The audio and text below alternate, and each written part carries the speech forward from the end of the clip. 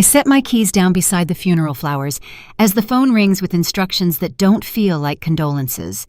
The metal teeth of the key jitter against the glass tabletop, a tiny sound that seems too loud in the apartment's hush, and I watch my hand hover there, pale, steady, obedient like it belongs to someone trained to respond to procedures rather than loss. The flowers crowd the room with their sweet, claustrophobic breath, white petals bruised from travel ribbons still crisp, and I don't open the card because names require answers, and I'm not ready to supply any.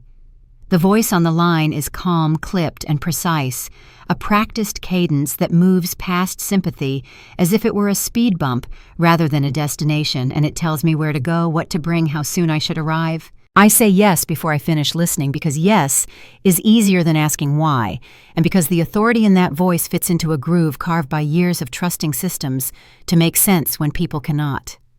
I slide the phone into my pocket and feel its weight like a verdict. The hallway mirror catches me on the way out. Black suit tie, loosened eyes rimmed red, and the reflection looks composed enough to pass inspection. I lock the door, the key trembling again as it turns, and I pause with my forehead near the wood, breathing in the neutral scent of paint and dust, the kind of smell that promises nothing. Outside, the evening light flattens the street into cold plains. Cars pass with a soft hiss, neighbors nod without stopping, and the world continues with an indifference that feels almost aggressive. I drive without music, hands steady at 10 and 2, mind cataloging sensations the way I do at work, temperature distance time, because lists keep me from thinking about the casket's weight when we lifted it, or the sound of earth hitting wood. At a stoplight, I glance down and see the phone screen glow in my pocket, not ringing now, just alive waiting, and the urge to throw it onto the passenger seat surprises me with its force. The address leads me to a low building with a polished entry and a parking lot striped with confidence. The windows reflect sky and street, and nothing inside gives itself away. I sit for a moment with the engine idling keys buzzing between my fingers, and remember how earlier today my hands shook only once at the graveside, when the minister paused and the silence rushed in. I straighten my jacket smooth, the crease at the knee, and step out into air that smells faintly of disinfectant drifting from somewhere unseen. The automatic doors sigh open, and the lobby greets me with clean lines and a brightness that feels rehearsed. A potted plant leans toward a pane of glass, leaves glossy, arranged to suggest care rather than comfort. I check in at the desk, give my name, and receive a nod that is neither warm nor cold, but perfectly adequate. The chair I take faces a wall of frosted glass. Silhouettes move behind it, indistinct, purposeful, and I find myself counting the seconds between footsteps. The key rests in my palm, imprinting its shape, and I turn it end over end, the way I always do when waiting a habit that tells my body to behave. The receptionist's smile appears and disappears, like a switch being tested, and she asks me to wait just a little longer. I agree because agreeing costs less than resisting, and because my suit still smells like rain and lilies, and I don't want to explain either. The clock on the wall clicks forward each second, neat and relentless, and I realize I haven't been asked a single question about how I'm doing, only about what I brought and whether I can stay. Grief is loud, but compliance is quieter, and quiet is easier to move through crowded rooms. A door opens somewhere behind the glass. A name that isn't mine is called. Papers rustle with a dry, confident whisper. I look down at my hands and notice the faint line where the ring used to be the skin lighter there, as if even my body expects something to return that won't. The phone in my pocket vibrates once, not a call, just a notification, and the sound shoots through me sharper than any condolence did earlier. I stand when I'm beckoned, follow a corridor that smells of lemon and polish, and pass framed posters promising care with stock photo smiles. My reflection slips in and out of panels along the way, fractured by seams, my face repeating at slightly different angles, each one a little more distant than the last. The key hums between my fingers, as if eager to be used again, and I think about how many doors it has opened for me without argument. When the instructions resume, they arrive wrapped in politeness, and I realize politeness can take more than force ever could. I stop at the threshold of a room I haven't been told the purpose of, yet aware that whatever happens next will be recorded somewhere that isn't my memory. The door swings inward on a soft hinge, the light shifts, and the trembling in my hand finally settles into stillness. I step forward carrying only what I was told to bring, leaving the rest behind in the car, in the ground in the hours I can't revisit. The room waits clean and patient, and the glass beside it reflects me once more calm enough to be mistaken for ready. The key clicks softly as I close the door behind me, a sound that lingers like a promise I don't remember making. 8 minutes later, the first paper slides across the table, and the quiet changes shape. I'm Evan Mercer, 38, a claims adjuster from Seattle, Washington. In the days before the funeral, my life still moved according to checklists and calendars, and I trusted that rhythm more than I trusted my own reactions.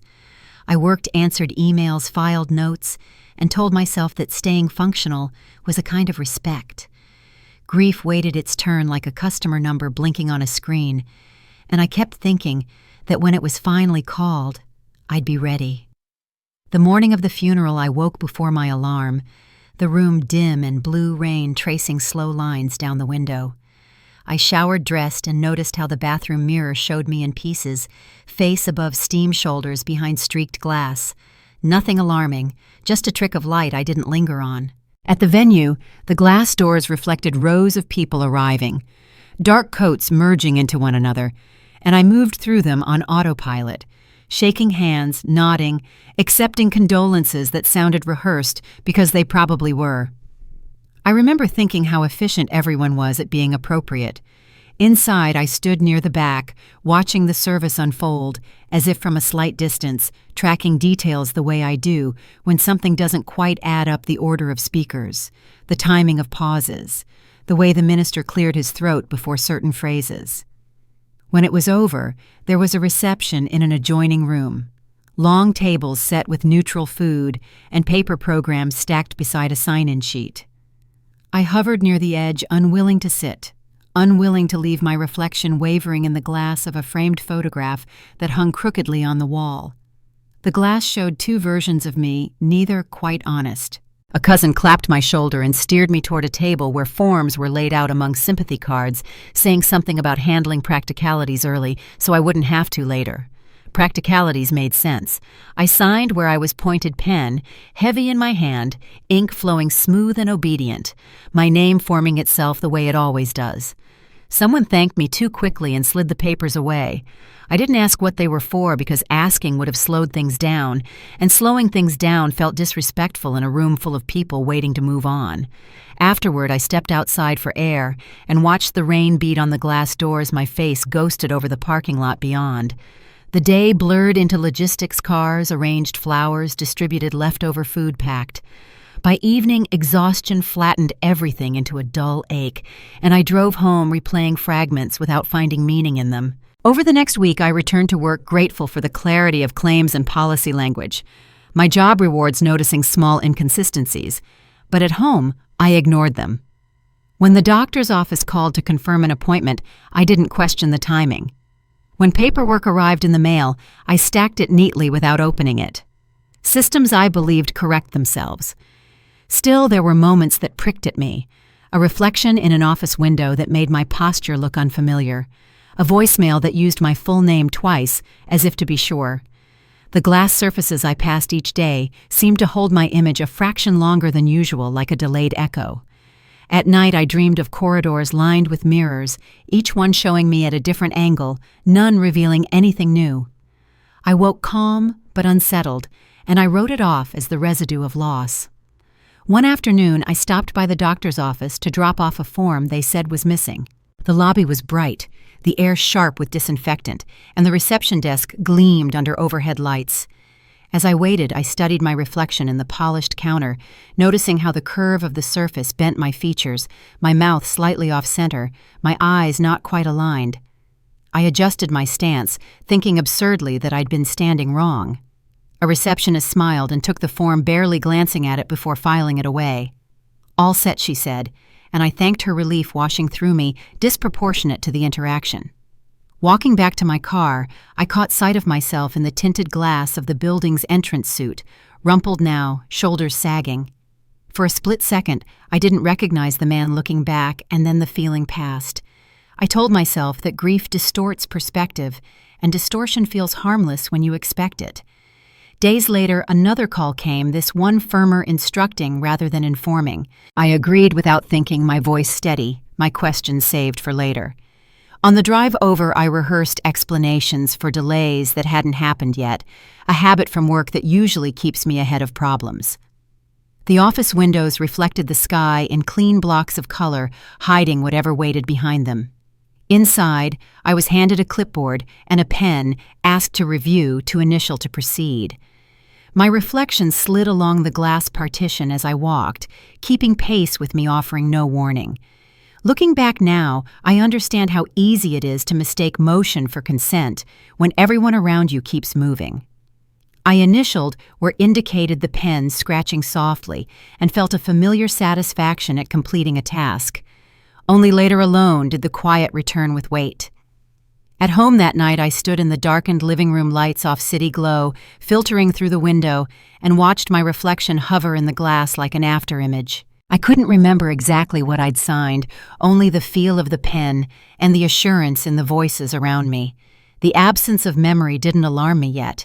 It felt like a blank space I could fill later. I turned away, trusting that when clarity was needed, it would announce itself.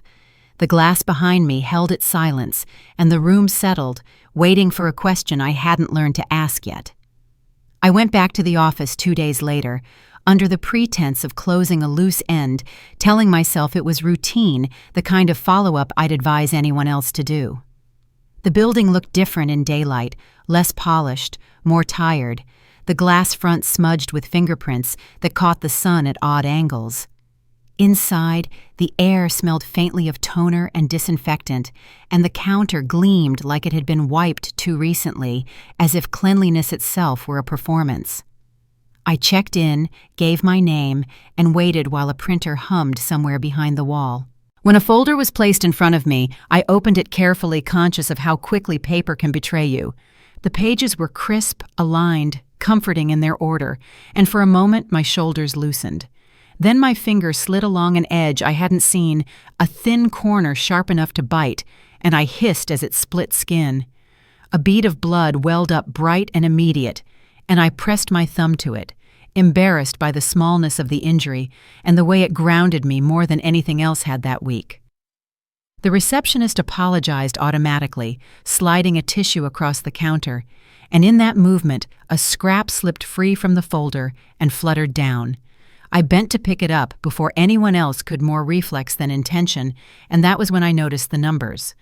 The receipt fragment was narrow, torn cleanly, with a reference code printed in gray ref AL47B and a timestamp that made my stomach tighten.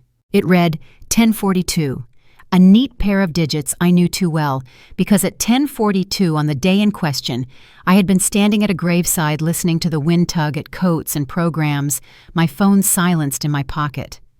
I stared at the fragment longer than politeness allowed, feeling the room recede, the counter's shine dulling as my focus narrowed to ink and timing.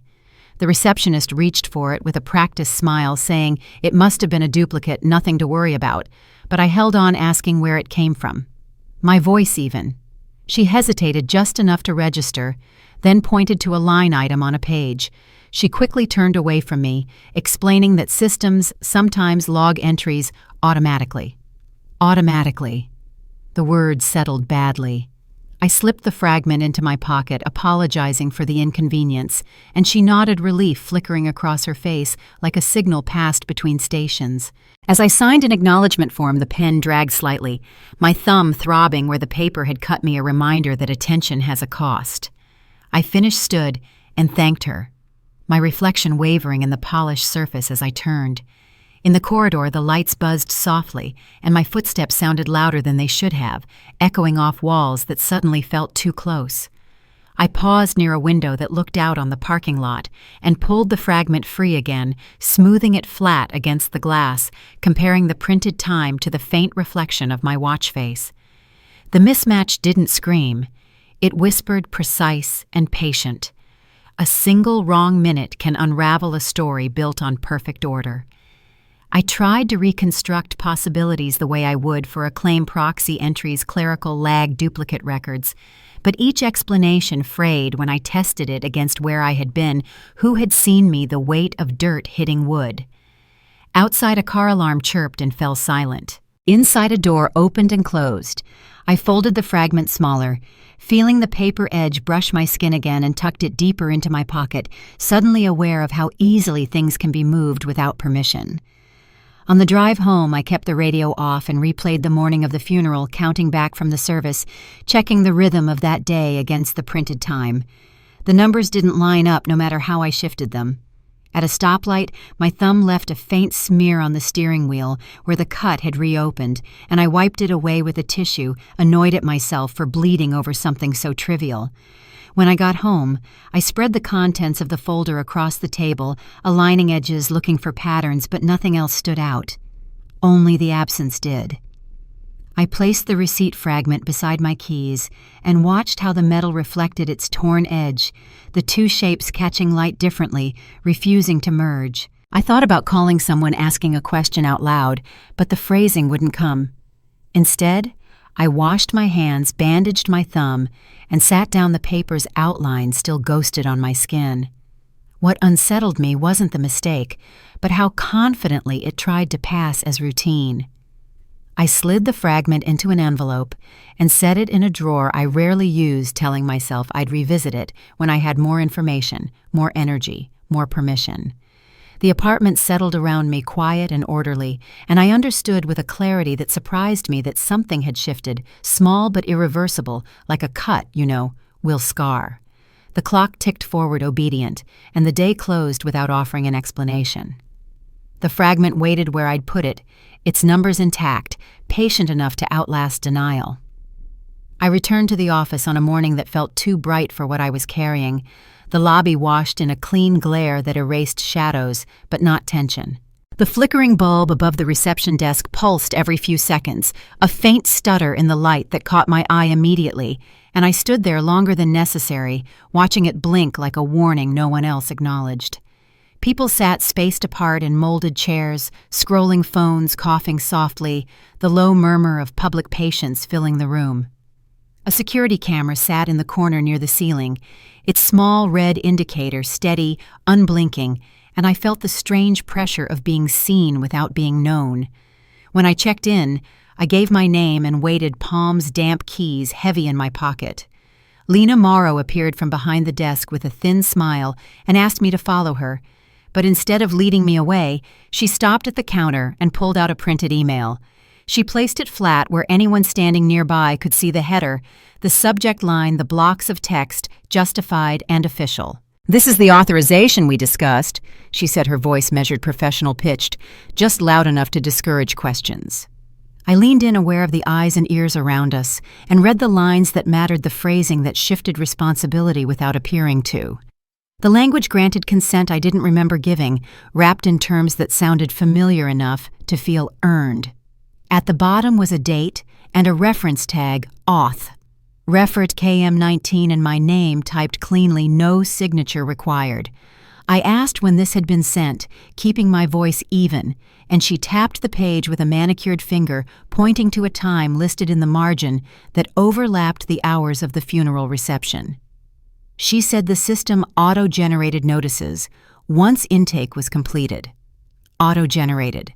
The flickering bulb above us brightened, dimmed, brightened again, and I became acutely aware of the people behind me, shifting, listening.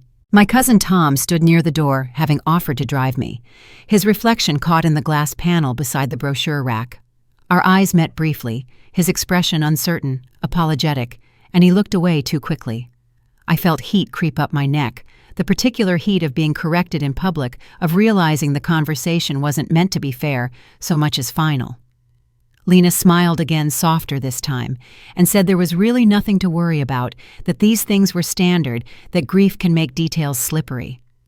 I noticed how she angled the paper, slightly blocking the lower paragraph from casual view, and how her hand never quite left the page. I asked for a copy, and she hesitated just a beat, then slid it toward me with a practiced motion. The paper felt heavier than it should have, the ink darker where certain clauses clustered. The camera's red light reflected faintly off the glass countertop, a dot hovering near my reflection like a mark. In that moment, I understood how easily authority borrows the crowd to make doubt feel inappropriate. A man waiting nearby cleared his throat. A woman glanced at her watch. The room wanted this resolved. I thanked Lena and said I'd review it, folding the printout carefully, and she nodded as if we'd reached an agreement rather than a pause. As I turned to leave, the bulb flickered hard enough to cast the lobby in alternating bands of light and shadow, my reflection breaking apart in the glass wall as I moved. Outside, the air felt thinner, and Tom caught up to me, asking in a low voice if everything was okay. I told him it was fine, because the word came easily, and because I didn't yet have another that fit. We stood by the car while traffic hissed past the building's windows, reflecting sky and nothing else, and I unfolded the email again, scanning for reassurance that never arrived. The authorization language sat there calm and complete, indifferent to my memory. What unsettled me most wasn't being challenged, but how smoothly the challenge was staged for witnesses. I folded the paper back into my jacket, aware of the camera still watching through the glass, and drove away with the sense that whatever line I'd crossed it had been drawn in public on purpose. The lobby receded in the mirror, the flickering bulb reduced to a pale pulse, and I knew the quiet days were over. The door to my apartment closed behind me with a muted click, and I stood there longer than necessary, my hand wrapped around the cold doorknob as if it might steady the thoughts trying to outrun one another. The metal was colder than I expected, leaching warmth from my palm, and the sensation anchored me in a way the lobby never had. Inside, everything looked exactly as I'd left it. Keys aligned on the table mail, stacked neatly, the envelope with the receipt fragment tucked into the drawer, but the order felt performative now, a set dressing for someone else's version of control. I loosened my jacket and moved through the rooms, turning on lamps one by one, watching light settle into corners that had seemed harmless before. I sat at the table and spread the papers out again, not to find something new, but to prove to myself that I could still see clearly. This was the part I understood: timeline sequences, what belonged where. I pulled my calendar closer and reconstructed the day of the funeral with the precision I reserve for contested claims, marking when I arrived, when the service began, when we moved to the reception. The hours were intact in my mind, solid as facts get. Then I opened my laptop and logged into the portal the office had referenced, navigating through menus that promised transparency while delivering abstraction. A list of entries loaded dates blurred into rows, and I scrolled until my eyes caught on a gap that shouldn't exist. Between two logged actions, there was a missing stretch, no activity recorded for a span, that overlapped exactly with the service. Before and after timestamps marched obediently, during nothing. The absence was clean, deliberate, like a blank space left for someone else to fill. I leaned back the chair, creaking softly, and rubbed my temples, feeling the weight of what wasn't there press harder than any accusation. This wasn't a clerical error that added something extra. It was a subtraction, a removal of time itself. The cold doorknob called me back as I stood pacing to the entryway and resting my hand there again, grounding myself in the present while the past slipped. I checked my phone records, confirming my device had been silenced, the location fixed miles away, immovable. The system's silence during that window made no sense unless silence was the point. I returned to the table and typed notes, careful to use neutral language documenting the gap, as I would for a client refusing myself the comfort of emotion. When a record omits the truth, the omission becomes the loudest testimony. I printed the page showing the gap, the header stamped with a session ID and a date reference, and laid it beside the receipt fragment, aligning edges until the patterns began to speak to one another. The room felt smaller as the logic tightened, as if walls had inched closer to listen. I thought about Lena's calm assurance, the way the crowd had absorbed her confidence, and understood how subtraction could pass unnoticed when attention is directed elsewhere. I walked back to the door again, gripping the knob until my knuckles paled, imagining the moment someone decided this would be the safest way forward. The metal didn't warm. I realized then that whatever had been taken wasn't just documented time, but the assumption that systems err accidentally. I returned to the table and added a line to my notes gap, coincides with funeral hours. No system justification apparent. The phrasing was dry, protective, but my pulse didn't match it. I remembered the pen moving across paper at the reception, the quick thanks, the papers disappearing, and felt anger rise and stall, unsure where to land. I boxed the printouts together and slid them into a folder, labeling it simply, with the date, refusing to dramatize what evidence already did. Anger came later. First came the cold clarity that someone had planned for me to be absent. I checked the locks, turned off the lights, and stood again at the door, the knob cold and familiar, as if this threshold marked the last place I could pretend not to know. From the window, the city glowed in different traffic, stitching time together outside, while mine had been neatly cut. I sat on the edge of the couch and stared at the folder, feeling the pressure to act without yet knowing how. There was no confrontation to rehearse, no apology to anticipate, only the understanding that the story I'd been handed relied on me not looking too closely at the missing minutes. I slipped the folder into my bag, closed the drawer, and washed my hands, the water running longer than necessary. When I turned it off, the apartment fell quiet again, the kind of quiet that waits. The cold doorknob caught the lamplight as I passed, dull and unyielding, and I knew I wouldn't be able to set this down the way they expected. The gap had done its work not by confusing me, but by forcing a decision I hadn't been asked to make. The room held its breath as I gathered the papers, the night outside pressing closer. The missing minutes refused to stay missing, pulling me forward into the next step. I met Dr. Hale in a corridor that felt deliberately narrow. The walls painted a neutral gray, meant to calm the ceiling lights, softened to avoid glare. Everything arranged to suggest care, without intimacy. He spoke first, apologizing for the inconvenience, his voice even, and unhurried, as if tone alone could restore balance. I listened with my phone cupped in my hand, the screen lit just enough to wash my cheek in pale light, the glow reflecting back at me from the glass panel beside the door. The phone's warmth against my skin steadied me while he explained intake procedures, compliance standards, and the inevitability of automated systems. He said my concerns were understandable, that grief can disrupt perception, and I noticed how easily he framed uncertainty as a personal failing rather than a factual dispute. When I asked to see the intake log, he paused a fraction of a second, then nodded and gestured for me to follow. The room he led me into was spare a desk, a terminal, a chair positioned to keep visitors at a respectful distance. He logged in with practiced efficiency fingers, moving without hesitation, and angled the screen so I could see without touching. Rows of entries populated the display, dates and times marching in orderly columns, each line stamped with an identifier and a location code. He pointed to the relevant record and explained how it confirmed proper authorization, how the system recorded completion at the moment of intake. I leaned closer, the phone light brightening, and read the details myself. Intake log ID, HL208 location code, OR3 completion time, listed as 10:39. The number hit me immediately, not because it was close, but because it was wrong. At 10:39, I had been standing beside the grave, my shoes sinking into damp earth, my phone silenced, my hands empty. I asked him to scroll. He did, smoothly narrating as he went, showing pre- and post entries that aligned with expectations. The middle remained unchanged. The reflection split as the log contradicted his calm voice. I watched my face double in the glass, one version listening, the other calculating, while the phone light traced the edge of my jaw.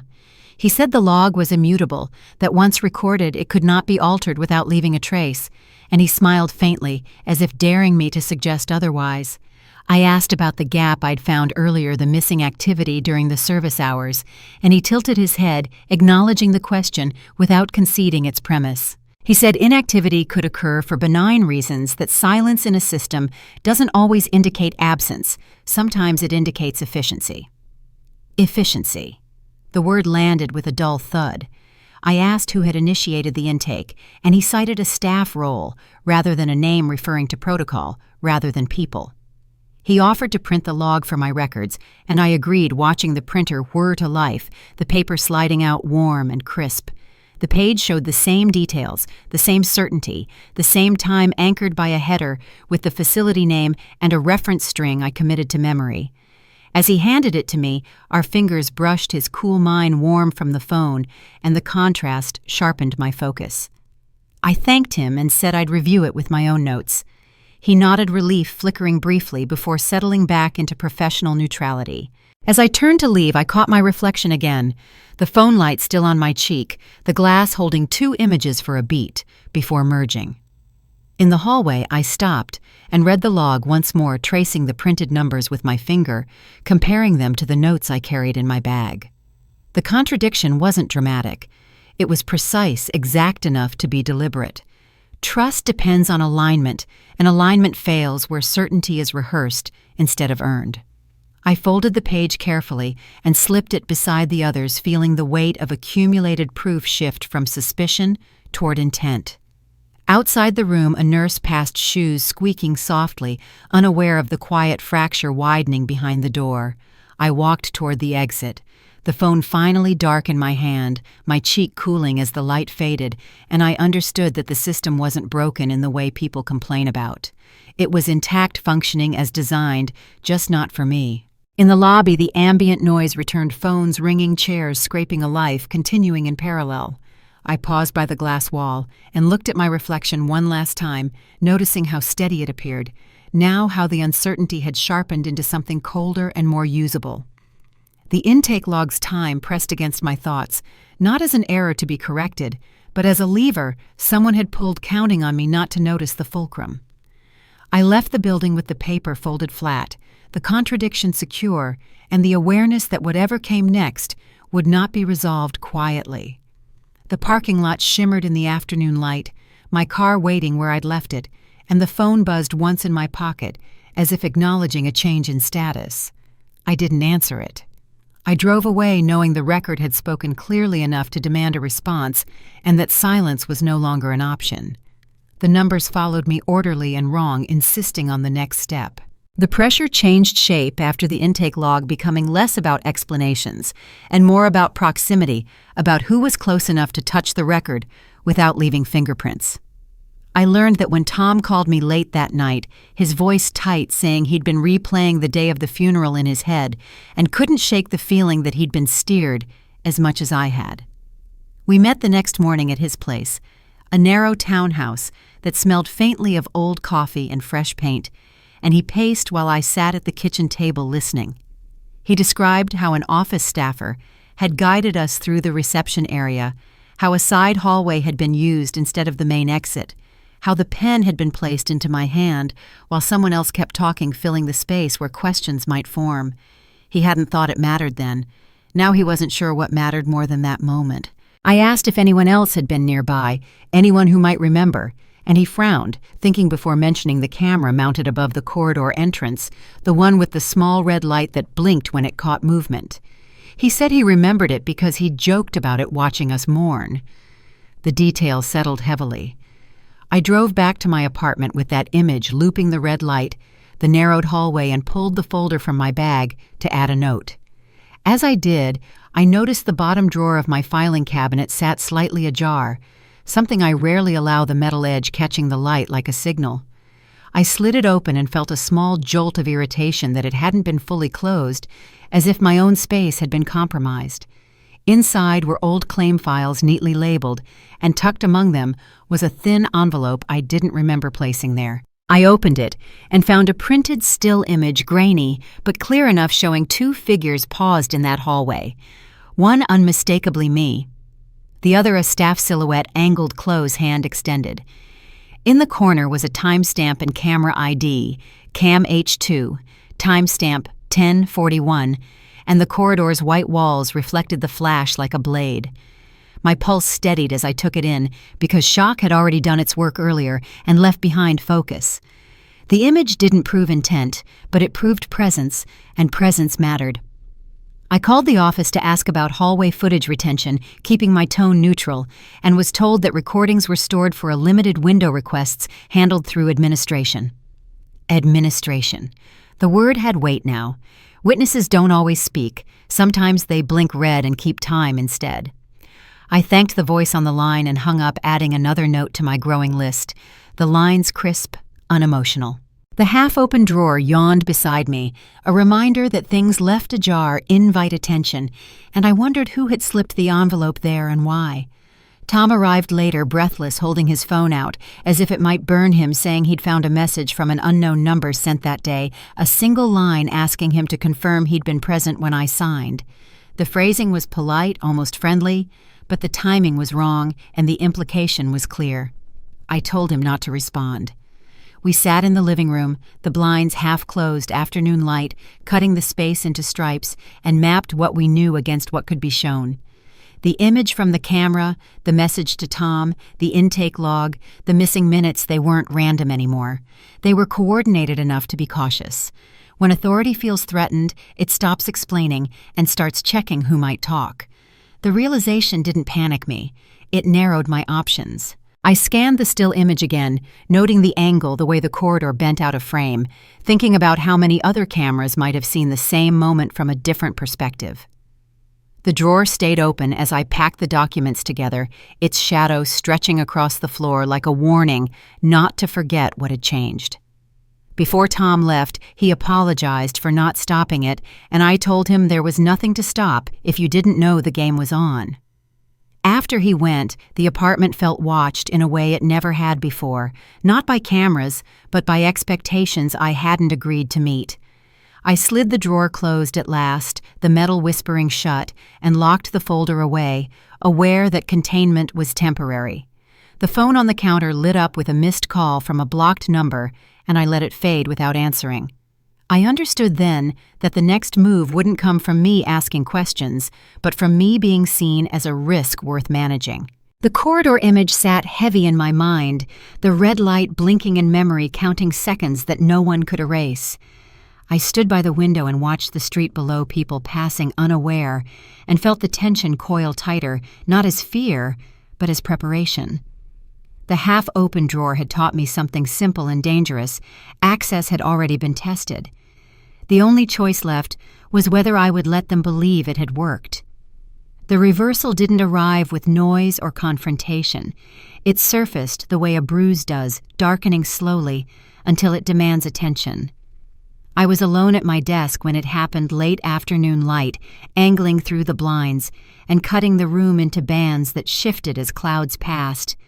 The metallic shadow from the filing cabinet stretched across the tabletop, sharp-edged and cool, and I remember thinking how it looked like a ruler laid down to measure whatever came next. I had pulled account summaries the way I always do, methodical, detached, expecting to confirm what I already suspected and move on to strategy. Instead, a line item blinked at me with an indifference that felt personal. The transfer summary listed an outbound movement tied to my name, an account reference I recognized, and a notation that read processed followed by a date marker and a transaction code that meant final. There was no handwritten signature to contest, no flourish to dispute, just fields that aligned too neatly to be accidental. I leaned closer, reading the fields aloud under my breath, letting the numbers settle. Account ref M771, processed 1044 authorization method, marked as on file. On file, where exactly was the question I hadn't wanted to ask yet? I cross-checked balances, watched totals adjust, and felt something give way. Not panic, not even anger, but a recalibration, as if the center I'd been standing on shifted half an inch to the left. The metallic shadow crept farther across the page as the sun dipped, bisecting the transaction line, and I followed it with my finger, tracing the logic until it met a blank space where a memory should have been. The recollection came then, uninvited and precise. The reception table, the low hum of voices, the pen pressed into my palm, while someone spoke close enough that I focused on nodding instead of reading. I remembered the phrase just here, the gentle tap indicating a line, the way the paper slid when I finished, and how quickly it vanished. The memory wasn't cinematic, it was procedural, and that was what made it devastating. I realized the theft wasn't the transfer itself, but the moment my grief was used as a signature. I sat back, letting the chair creak, and stared at the wall as the pieces rearranged themselves into a shape that finally made sense. The intake log's wrong time, the missing minutes, the hallway image, the public email, all of it wasn't to confuse me indefinitely. It was to get me past a single threshold without resistance. I pulled the folder toward me and added the summary, aligning it with the others, noting the consistent formatting, the way the system treated the transaction, as inevitable. I called the bank and asked neutral questions, keeping my tone level, confirming dates and methods. The representative read from the screen, citing the same fields I had, the same codes, the same finality. When I asked about revocation, there was a pause, then a careful explanation about windows and confirmations, about how authorization on file constrains options.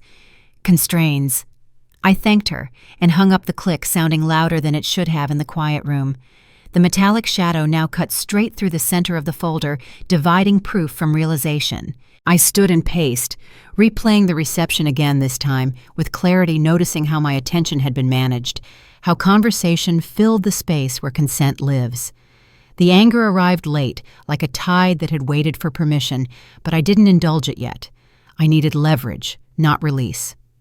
I called Maya and asked if she could look at something without context. She agreed, and when I slid the documents across her desk an hour later, the office lights casting their own hard shadows, she read in silence, lips pressed thin. She pointed to the transaction line and then to the intake references, murmuring about linkage, about how systems favor continuity over truth. I watched the metallic sheen on her pen as she tapped the page, marking connections I'd felt but hadn't articulated. Clarity hurts because it removes the comfort of uncertainty. On the drive home, rain streaked the windshield, and the streetlights smeared into lines that looked like ledgers gone soft. I kept seeing the reception table, the pen, the nod, and understood that the reversal wasn't just about what had been taken, but about agency, how easily it can be borrowed when you're not looking. Back in my apartment, I spread everything out again, the metallic shadow now replaced by lamplight, warmer, but no less honest. I wrote a list titled, "What I Can Prove," and beneath it I added the transfer, the times, the methods, the witnesses, the images. Then I wrote what they expect, and the list was shorter: silence, delay, exhaustion. I closed the folder and stood at the window, watching the city continue its transactions below, unaware of the ledger I'd finally balanced. The realization settled fully, then steady and unromantic. This had been engineered to feel irreversible, so I'd accept it. I wouldn't. The phone buzzed with a message. I didn't open the screen, lighting the room briefly before going dark. I turned away from the window and gathered the papers, my movements precise, purposeful, the kind that come after doubt has finished its work. The reversal had arrived not as a surprise, but as a correction, and with it came the obligation to act. The next step wouldn't be private, and it wouldn't be polite. The folder clicked shut in my hands, and the lamplight caught its edge like a blade set carefully down. The rain followed me to Maya's office, soaking the shoulders of my coat and darkening the fabric into uneven patches that clung to my skin as if reluctant to let go. I didn't bother shaking it off when I stepped inside. The damp felt appropriate, a reminder that this wasn't a meeting meant to be comfortable. Maya gestured for me to sit. Her desk already cleared, a rain-wet coat sleeve pressed against the edge as I leaned forward and slid the folder across to her. She opened it slowly, the sound of paper soft but deliberate, and began reading without commentary. I watched her face instead of the documents, tracking the small shifts, the tightening around her mouth, the brief pause when she reached the transaction summary, the way her eyes flicked back to the intake references, as if confirming something she already suspected. She reached for her pen, a thin instrument with a precise weight, and tapped once beside a clause buried near the bottom of a page. "This," she said quietly, "is where it turns." The clause wasn't dramatic. It didn't announce itself with bold language or warnings. It was a single paragraph that redefined authorization scope, its ink density subtly inconsistent with the surrounding text, as if it had been added after the fact, but formatted to blend. Maya pointed out the discrepancy with the calm efficiency of someone used to finding leverage in margins, noting how the phrasing allowed a downstream transfer without a contemporaneous signature, relying instead on prior documented consent. Prior documented consent. The words had done a lot of work while I wasn't looking. She cross-referenced the clause with the intake log IDs and the transaction code, drawing a line that connected them without touching emotion. The logic was clean. That was the problem. I felt the corner of my sleeve drip onto the floor, a small spreading mark that no one commented on. Maya asked me to confirm one thing. Had I ever been presented with this exact language before the funeral? I said no, and the answer felt heavier than a confession because it couldn't be softened. She nodded satisfied and pulled a legal pad closer, jotting down notes in a tight hand. She explained options without urgency, administrative review, formal complaint injunctions, and with each word the room narrowed, the future arranging itself into paths that all required the same first step. I stared at the clause again, memorizing its shape the way the ink pooled slightly at certain letters, and felt the weight of being cornered by something designed to look inevitable. There comes a point when proof stops being about doubt and starts demanding a decision. Maya looked up then and met my eyes, asking whether I was prepared for this to go public, for names to be attached for resistance, to become procedural rather than polite. I thought of the lobby, the flickering bulb, the camera's red light, the reception table, the pen pressed into my hand. I nodded. The decision wasn't brave, it was necessary. She outlined the next moves, precise and contained, and I listened, absorbing the sequence the way I always do when stakes are high and time is short. When I stood to leave, my coat was still damp, the sleeve heavy against my wrist, and I welcomed the discomfort as a reminder of momentum. Outside, the rain had eased into a mist that blurred the edges of buildings, streetlights smearing into halos as I walked. I checked my phone and saw a missed call from a blocked number, the timestamp recent, the implication clear. I didn't return it. Instead, I typed a brief message to Tom, telling him things were moving and to expect contact, and then I powered the phone down. The city continued around me, transactions unfolding in storefronts and offices, none of them aware of the ledger I was about to submit. Back at my apartment, I hung the coat to dry, watching water bead and fall from the sleeve onto the floor, each drop a small punctuation mark. I laid the folder on the table and added Maya's notes, the stack now thick enough to feel substantial. The forced decision settled into place with a strange calm. There would be no quiet resolution, no private apology slid across a counter. The structure that had taken advantage of my absence would have to answer for its timing, its language, its confidence. Once you choose to step into the light, the shadows lose their leverage. I set the folder by the door, ready for morning, and turned off the lamp. In the dark, the city hummed on indifferent, but I felt aligned in a way I hadn't since before the funeral. The next conversation wouldn't happen in a hallway or behind glass. It would happen where records are meant to withstand daylight. The rain-wet sleeve dried slowly, leaving a faint mark on the floor that I didn't bother to clean yet. I wanted to see how long it would last. The conference room was brighter than the lobby, a deliberate kind of brightness meant to flatten nuance and make everything visible at once, and the flickering bulb above the long table betrayed the intent by stuttering every few seconds a nervous tick in an otherwise controlled face. I took a seat near the end folder closed in front of me, while administrators filtered in with practiced neutrality, arranging themselves around name placards and glasses of water they wouldn't touch.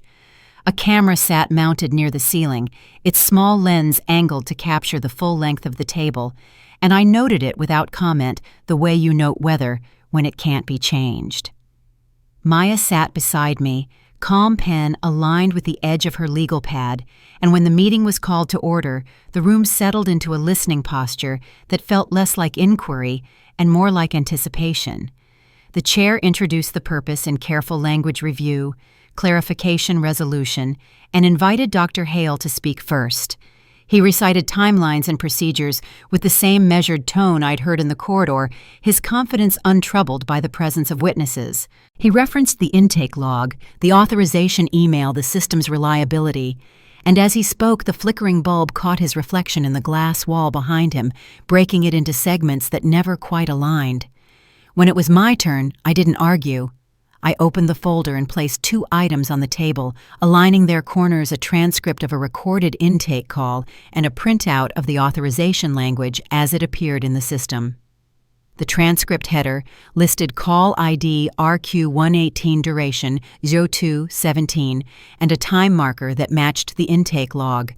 The printout bore the familiar reference tag, but the clause Maya had flagged sat there like a hairline fracture. I asked that the recording be played.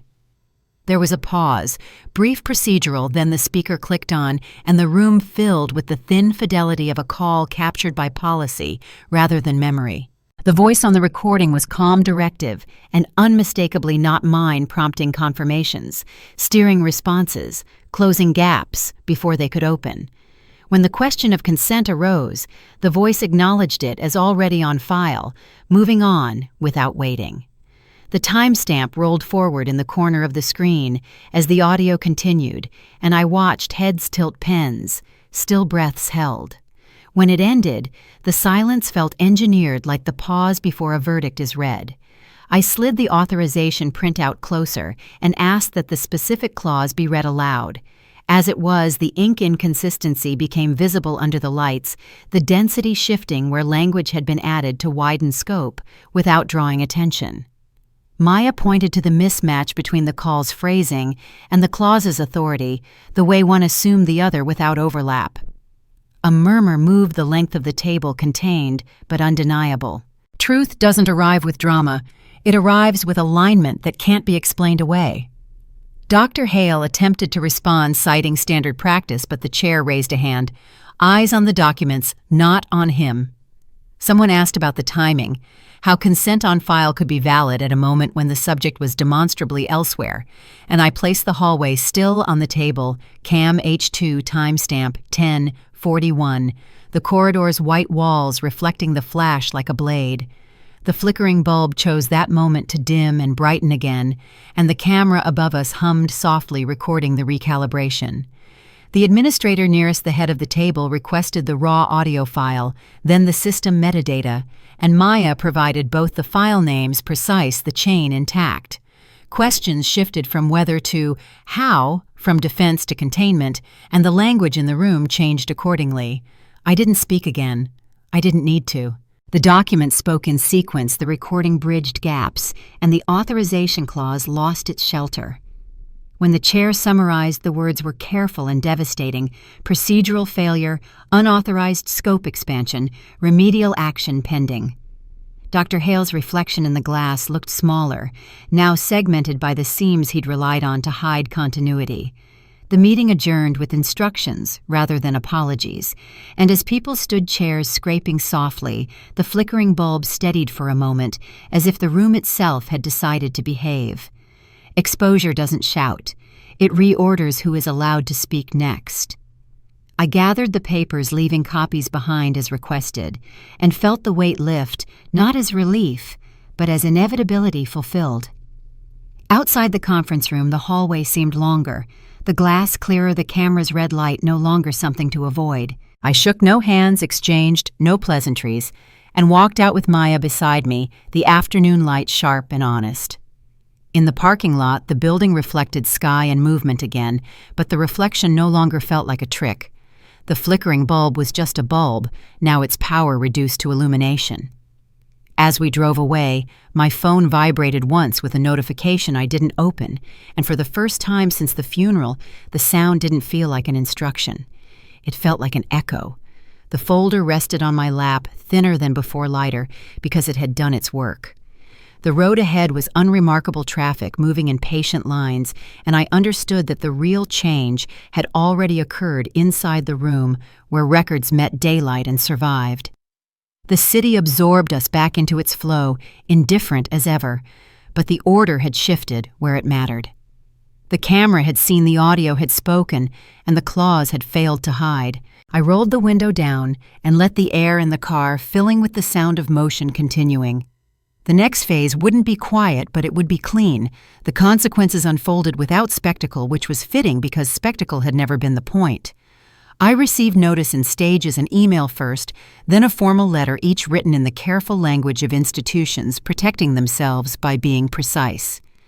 I sat at my table with the fountain pen Maya had insisted I use, its weight unfamiliar but reassuring, and signed acknowledgments that closed loops I hadn't opened. Dr. Hale was placed on administrative leave pending review. Lena Morrow was reassigned and then removed from intake oversight. The office announced policy changes with bullet points that avoided names. None of it was framed as an admission, but admissions weren't necessary anymore. The structure had corrected itself because it had been forced to see where alignment failed. I met with an auditor who asked clear questions and waited for clear answers, and when I slid copies of my documents across the desk, he nodded without surprise, the way professionals do when evidence arrives in the right order. Outside his office, a corridor hummed with ordinary activity, and I felt the strange relief of knowing the outcome no longer depended on my vigilance. I wrote checks with the fountain pen, each stroke deliberate, restoring what could be restored, marking balances as they returned to zero and then beyond. The process was slow, intentionally so, and it carried a weight that discouraged shortcuts. When I walked past the building weeks later, the lobby looked unchanged, the chairs still arranged, the plants still leaning toward the glass, but the air felt different, less confident in its assumptions. I ran into Tom once and we stood awkwardly on the sidewalk, neither of us eager to relive details. He apologized again, and this time I told him it mattered that he'd remembered when it counted. At home, I boxed the folder and labeled it Final. Sliding it onto a shelf I rarely used, not as a trophy, but as a record of what clarity requires. Justice wasn't loud, it was methodical, and methodical was enough. I slept through the night for the first time since the funeral dreams, unremarkable corridors empty of mirrors. In the morning, I opened my email and saw confirmations stacked neatly, each closing another door that no longer needed guarding. I signed the last form with the fountain pen, capped it, and placed it in a drawer, the metal catching light once before settling into shadow. What remained wasn't anger or triumph, but the steadiness of having refused to disappear. I washed my hands, dried them, and stood by the window watching the city move with its usual indifference, knowing the work was done where it mattered. The world hadn't apologized, but it had adjusted, and that adjustment held. I turned away from the glass, feeling lighter without feeling spared, and set the pen down where it could rest. Some corrections don't ask to be celebrated. They ask to be remembered quietly. Tomorrow would arrive without instructions. I am back where this started, in the quiet of my apartment, standing near the window, as the city arranges itself into reflections and light. The present feels sharper than it did before, not louder, just more exact. The mirror glare from the glass catches my face as I shift a clean flash that shows me once not doubled, not bent by angles or seams. I place my keys on the table and watch them settle without trembling. The metal finally still, as if it has learned there's no door left. It needs to rush toward. Outside traffic moves in measured lines, brakes flaring and dimming the ordinary choreography of people who don't know my name and don't need to. I think about how easily the world continued while something essential was being redirected without my consent, and how easily it continues now that the correction has been made. The difference is not in the movement outside, but in the alignment inside. I make coffee and let it cool longer than necessary, standing at the counter and listening to the low hum of appliances doing exactly what they were designed to do. When I catch my reflection again in the kitchen window, there's no delay this time, no echo lagging behind. The mirror holds only one face when the truth finally stood. I drink, set the mug down, and feel the day open without instructions attached to it. The phone lies on the table screen, dark, no longer dictating where I should be or how quickly I must respond. I pick it up, not because it demands attention, but because I choose to check it, scrolling through messages that can wait. There's one from Maya, brief and satisfied, another from Tom, casual, relieved. I answer both simply the way you do when nothing is being negotiated anymore. I step into the bedroom and straighten the jacket I wore to the conference room, smoothing the sleeve, noticing how ordinary it looks now that it's no longer evidence. The folder labeled Final rests on the shelf, quiet, complete, and I don't touch it. Its purpose has been fulfilled by existing. I turn back to the living room and let the curtains fall open, light pouring in, without resistance filling corners that once held doubt. The glass reflects the room honestly, no tricks, no half-closed barriers, just space being what it is. I think about the moment at the reception table, the pen, the nod, and I don't flinch anymore. Memory has settled into its place, no longer something to chase or correct. There is relief in knowing that what was taken has been returned, and a deeper relief in knowing how it was taken, because that knowledge won't leave me vulnerable again. I gather my keys and slip them into my pocket, not out of habit, but readiness, the difference subtle and absolute. I lock the door behind me and feel the click register cleanly, no hesitation in the mechanism or in my hand. In the hallway, the mirror shows me passing once unremarkable, and I nod to that version of myself, the way you acknowledge a neighbor you finally understand. Outside, the air is cool and bright, the day offering nothing extraordinary, and that feels like a gift earned rather than granted. I walk toward my car without replaying routes or rehearsing explanations, aware of the steadiness in my stride. The city doesn't notice me, and I don't need it to. What mattered has already happened quietly, correctly. I start the engine, adjust the mirror until it reflects exactly what I need to see, and pull into traffic that moves when it's supposed to. The past remains intact, the present clear, and the future unclaimed. I drive on with the simple certainty that nothing hidden remains to be revealed, and nothing owed remains unpaid. The glass around me shows the world as it is, and for the first time in a long while, that is enough.